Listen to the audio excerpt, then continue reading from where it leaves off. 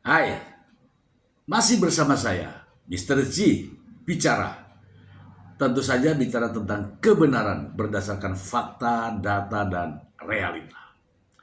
Teman-teman, ini menarik ya, ada pernyataan yang nampaknya asal asal keluar, asal keluar. Uh, Proses penyidikan saja belum selesai. Dokter Samira ini sudah mengucapkan tentang hakim dan jumlah uang yang akan disuapkan kepada hakim.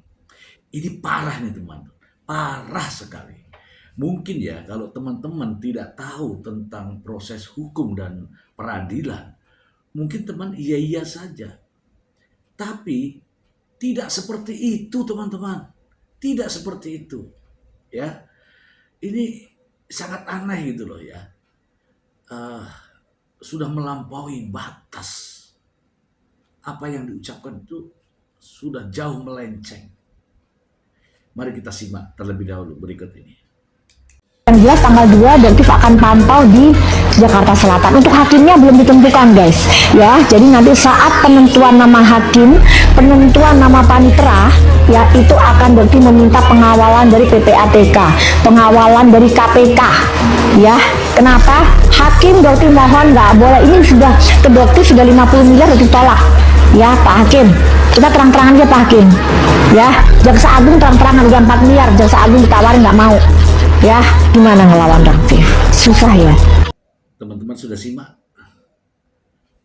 Kita kaitkan dengan perkara ini. Perkara ini sampai di mana? Kok sudah membicarakan mengenai hakim? Perkara ini masih dalam proses penyidikan di kepolisian. Kalau sudah menyinggung masalah hakim, penetapan hakim atau milih-milih hakim, nggak boleh ada orang lain intervensi. Coba simak ya, simak di Undang-Undang Nomor 48 tahun 2009 tentang kekuasaan kehakiman. Nggak ada seperti itu tuh, nggak ada. Harus nanti akan menghubungi inilah itulah, nggak masuk. Begini ya teman-teman ya, saya ingin cerita ini. Dan ini fakta. Ketika masyarakat merasa dirugikan adanya tindak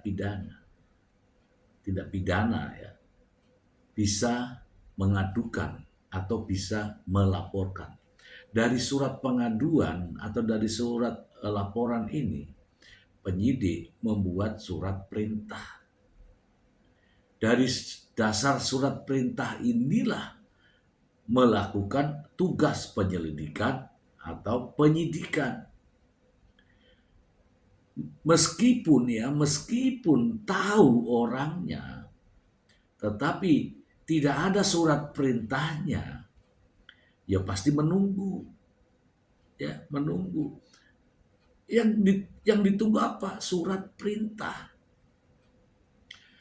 Ada tersangka pun saat ini kalau nggak salah ini di Dr. Richard Lee itu sebagai tersangka. Sebagai tersangka atas surat perintah penyidikan. Kemudian adanya surat perintah penetapan tersangka.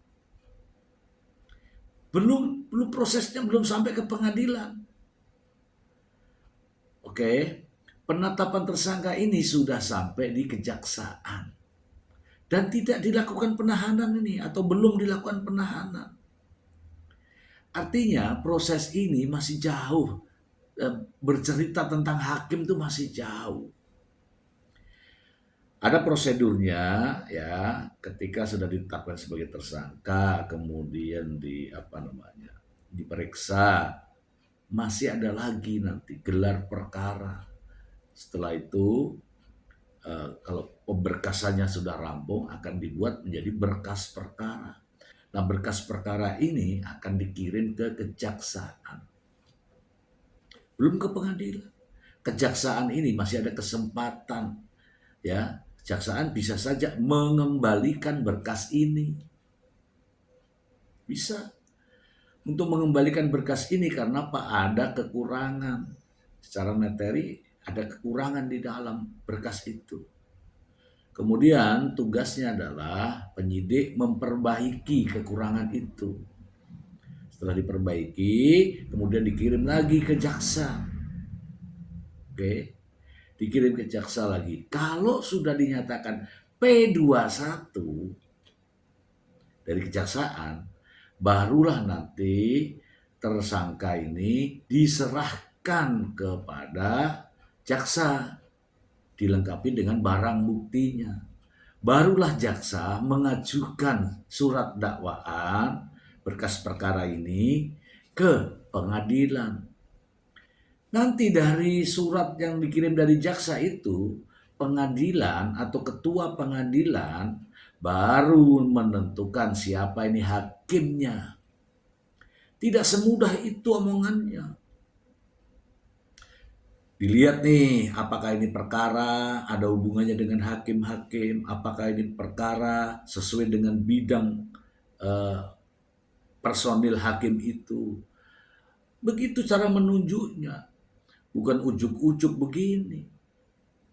Ini saya tidak menemukan panjangnya, saya menemukan pendeknya, makanya saya bantah ini. Jadi teman-teman, tidak semudah itu hakim menentukan ketua pengadilan menentukan hakimnya. Berdasarkan apa sekarang ini? Nggak ada. Karena berkas perkaranya saja masih di kepolisian, masih di penyidik, belum diserahkan ke kejaksaan. Belum juga dinyatakan P21. Belum juga nanti tahap 2. Barulah nanti ya ketika jaksa ini sudah menyurat ke pengadilan, baru ketua pengadilan negeri ketua pengadilan negeri di mana perkara itu terjadi baru menentukan siapa hakimnya.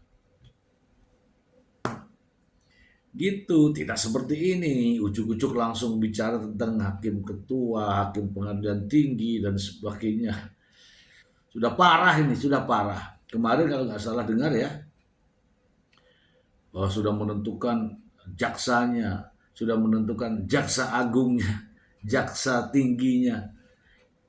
Parah ini teman-teman, parah. Jadi untuk teman-teman yang tidak tahu ini pasti berpikir sebenarnya ini sudah minum obat atau belum gitu ya.